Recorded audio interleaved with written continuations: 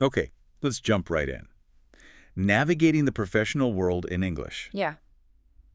It isn't just about mastering grammar or vocabulary, is it? No, not at all. There's this whole other layer, like these unwritten rules, Mm-hmm. the subtle language that helps you actually connect with people and make sure you're understood really clearly. Absolutely. It's the difference, really, between just being grammatically correct and being genuinely effective.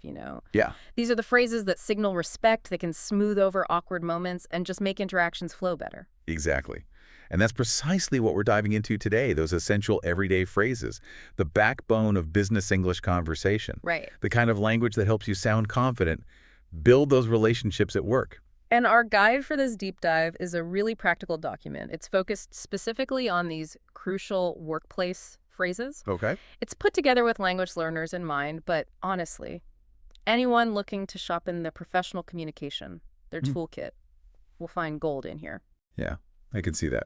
So our mission, what are we Yeah. trying to do here? Well, we want to pull out the absolute must-know phrases from this document, Right. understand why they work, the real reason. The why is important. It is, and see how using them isn't just about sounding, professional. Mm-hmm. It's more about unlocking a shortcut to feeling more in control and comfortable in your daily business life. It's about giving you the fluency, maybe, Yeah. to participate fully, not just correctly. Exactly. Fluency in context. Right. So this document, it spends some time up front explaining why these seemingly simple phrases actually carry so much weight. Mm-hmm. What's the core message there? Well, the material really emphasizes that communication isn't just a function in the workplace. Okay.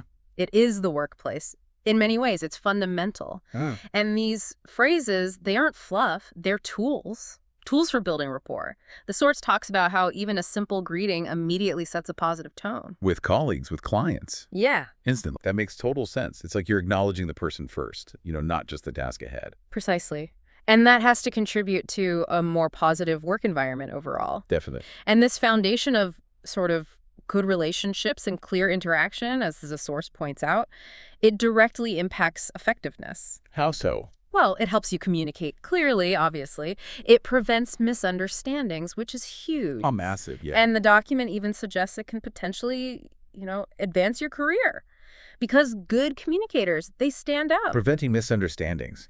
That feels like a really big benefit of knowing how to use these phrases properly. It is. Like if you don't understand something, having the right language to politely ask, Mm. that saves hours of wasted effort, maybe awkward situations later. Absolutely. And using these phrases, even the simple ones, it shows you are actively listening. You're engaged. Right? The source highlights that, showing you're attentive, that builds trust. So if you're out there wondering, why bother learning specific ways to ask for repetition or decline a request, this is it. This is the reason. The document frames these phrases as essential tools. They empower you. Mhm. They move you from potentially feeling reactive or, hesitant Yeah. to feeling proactive and confident in those professional settings. They basically provide a framework, don't they, for navigating the social stuff and the functional parts of work communication smoothly. Okay, let's start at the very beginning then. Greetings and small talk. Yeah. The document says starting interactions on a friendly note is key. It really is. It's the entry point to any interaction. The material mentions how a warm greeting may be paired with a smile. Yeah. It just sets a positive tone for everything that follows. And the most fundamental phrase it highlights, good morning, how are you? Ah, the classic. For a reason, right. Right. The source explains this isn't just like a literal question about someone's health. It's a standard, polite daily greeting. It shows you acknowledge and value your coworker. The example they give is just greeting someone when you arrive at the office. Simple, but it keeps things cordial. Day in, day out. Yeah, Right. crucial. And how about meeting someone for the first time? What does it say about that? For that, the document presents nice to meet you, or maybe pleased to meet you. Okay. Essential phrases, vital for making that good first impression. Whether it's a new colleague. Exactly, or a client you're meeting for the first time.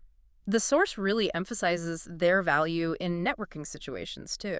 The example being meeting a new team member on day one. That's the one, yeah. It's interesting how such a short phrase carries so much weight, defining the start of a professional relationship. It immediately signals politeness, doesn't it? And openness. Yeah. And then for continuing that relationship, especially like early in the week, There's the ever-popular, "How was your weekend?" Ah, yes, the Monday morning ritual. I Mhm. know it well. Exactly. The document describes this as a classic casual opener, particularly useful on Mondays or maybe after a holiday break. Right. It's just a friendly way to build connections, shows a bit of interest in a colleague's life outside of just work tasks. And the scenario it uses is that classic chat by the coffee machine. That's it. Quintessential. So the takeaway from the document on small talk seems spot on. It's presented not as, optional fluff, Yeah, not at all. but as a crucial social skill.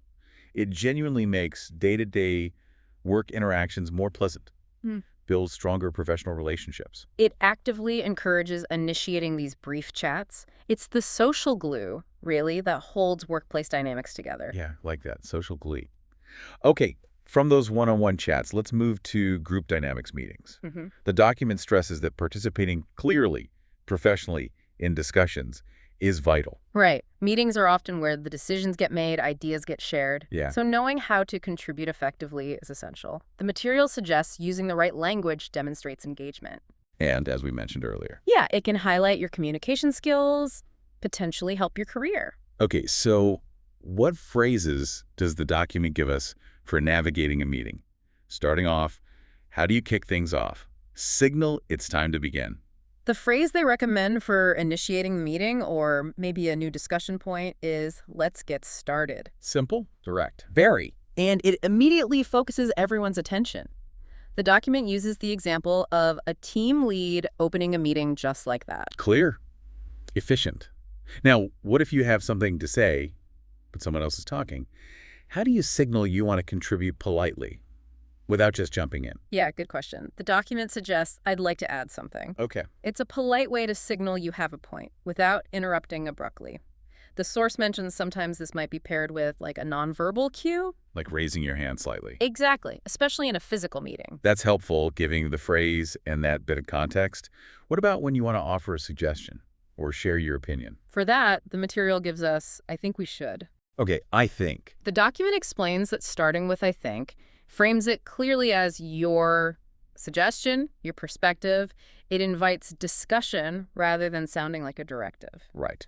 The example used is suggesting extending a project deadline, phrasing it as, "I think we should extend the deadline." Makes it collaborative. And showing support. If someone makes a point you agree with, how do you back that up? Simple and direct. "I agree with you." Can't beat that for clarity. No. The source points out this is just a straightforward way to show support for a colleague's opinion. Helps build consensus, positive team dynamic. Okay, now this is where it gets really practical, I think. What if you don't agree with something? Ah, yes. The tricky part. How do you handle that without sounding confrontational or, dismissive? This is a key area the document addresses. It provides phrases like, "I'm not sure I agree." Okay. Or another good one is, "I see your point, but," both designed to soften the disagreement. I see your point, but that one feels particularly useful. Why does starting by acknowledging their point make such a difference? That's a great question. And the document implicitly gets at this by emphasizing what comes next. Right. By saying, "I see your point," you're validating them. You're saying, "I heard you, I understood you." Okay. Makes them more receptive. Exactly. Much more receptive to hearing your differing view or your alternative suggestion. And the source stresses you absolutely must follow these phrases by giving a reason. Okay. Not just disagreeing flat out. No, give a reason for your disagreement or offer an alternative solution. It's not just polite. It moves the conversation from potential conflict towards constructive problem solving. The example they gave was about disagreeing with spending due to budget limits. That's right. Explaining the constraint, not just shutting the idea down. Got it. So the document's takeaway on meeting phrases is clear. Knowing these tools makes you more effective, More engaged. shows you're engaged, and really puts your communication skills on display. They are essentially the language of collaborative decision-making. Moving from spoken interactions, now to the written word, emails. Still a massive part of professional communication. Oh, absolutely. And they have their own set of norms, their own pitfalls. Getting the tone and structure right is important. Very.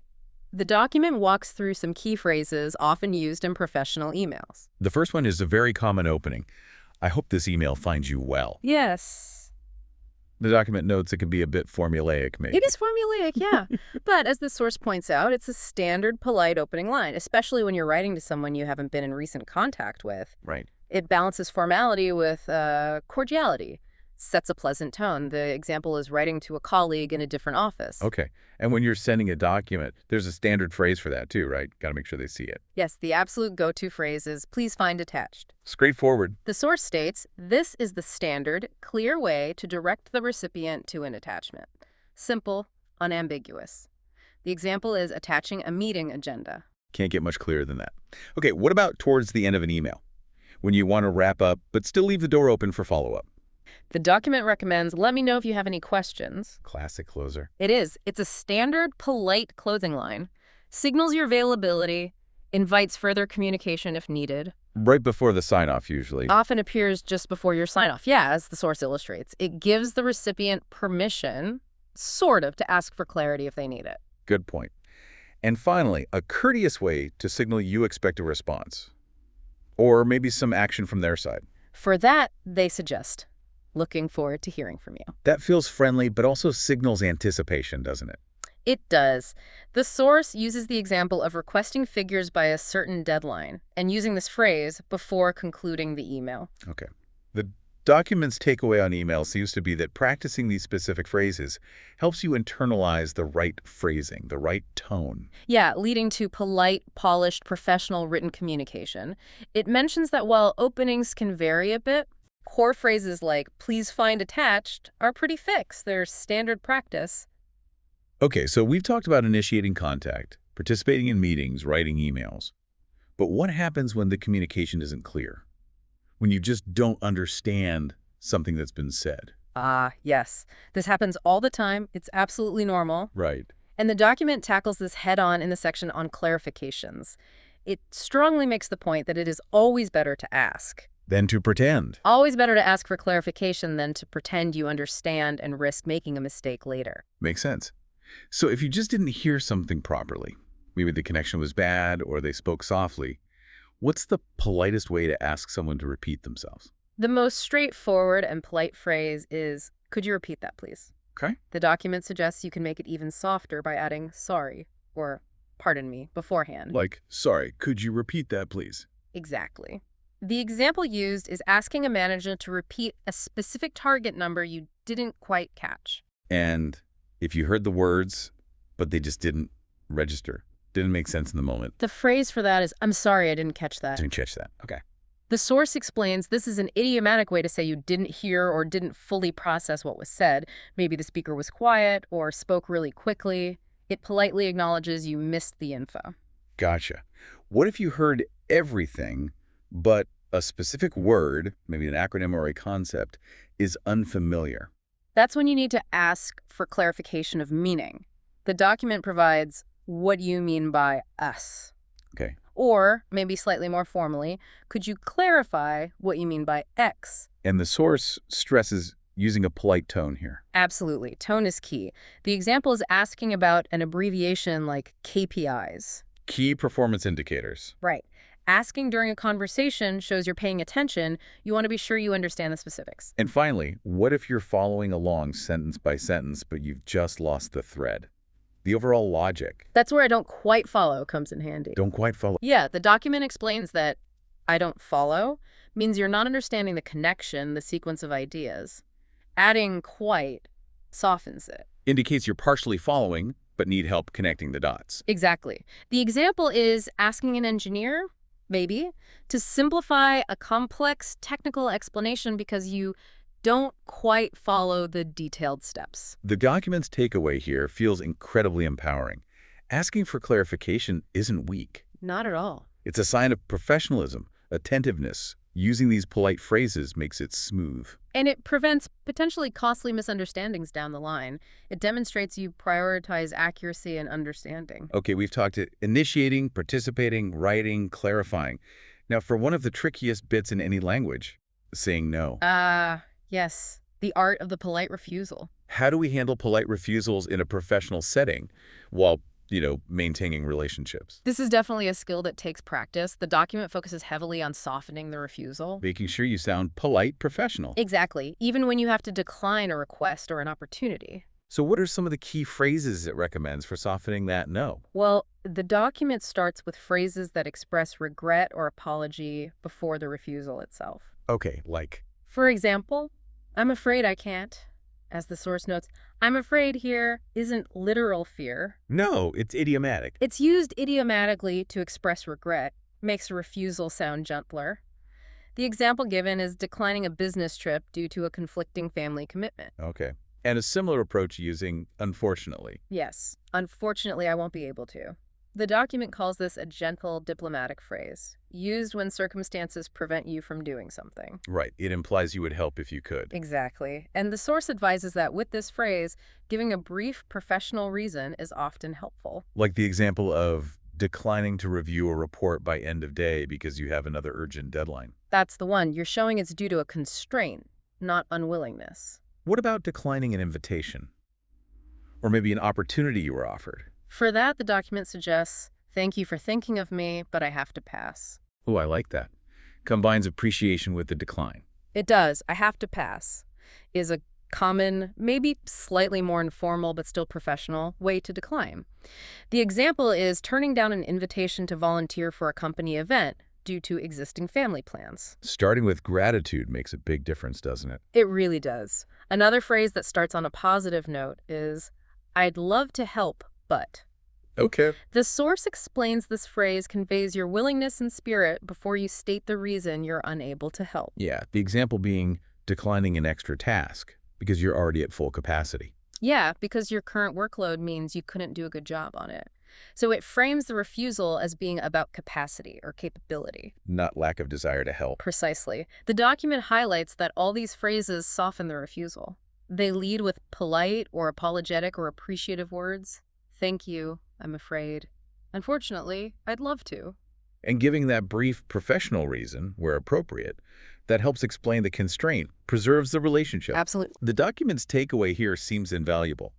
Mastering polite refusals is crucial for setting boundaries, managing expectations. And maintaining those positive working relationships, even when you have to say no.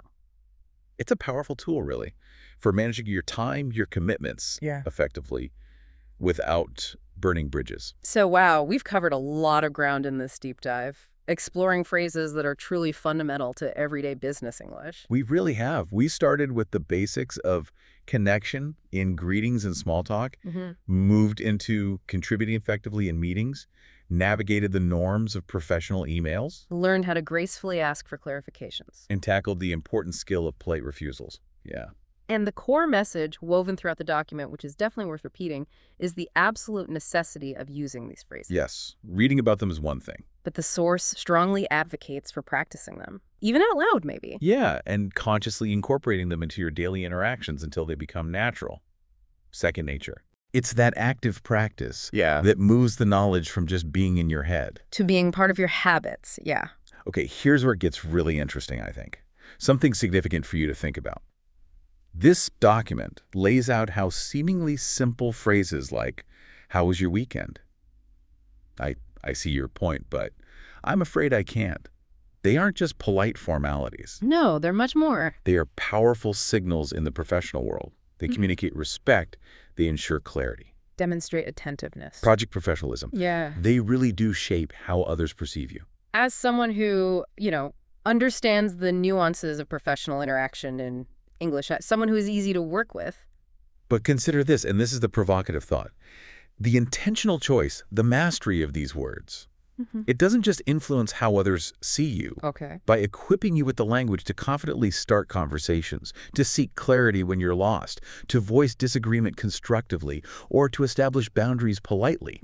Learning and using these phrases fundamentally changes your own experience. How so? It can dramatically increase your confidence, your sense of presence in the workplace.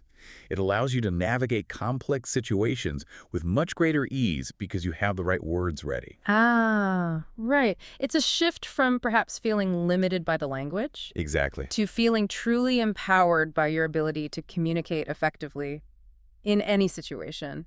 So our encouragement to you listening is this. Start noticing these phrases in the professional conversations happening around you, emails you receive. Pay attention. Pick one or two from this deep dive. Try using them yourself this week. Maybe a new email opening or a specific way to ask for clarification. And notice the effect they have, not just on the interaction itself, But on how you feel navigating it. it's a practical step towards not just speaking English at work. But truly working and connecting through English. Well said. That's all for this deep dive into essential business English phrases. Thanks for joining us. Thank you for taking the time to explore how these powerful little phrases can really make a big difference in your professional communication.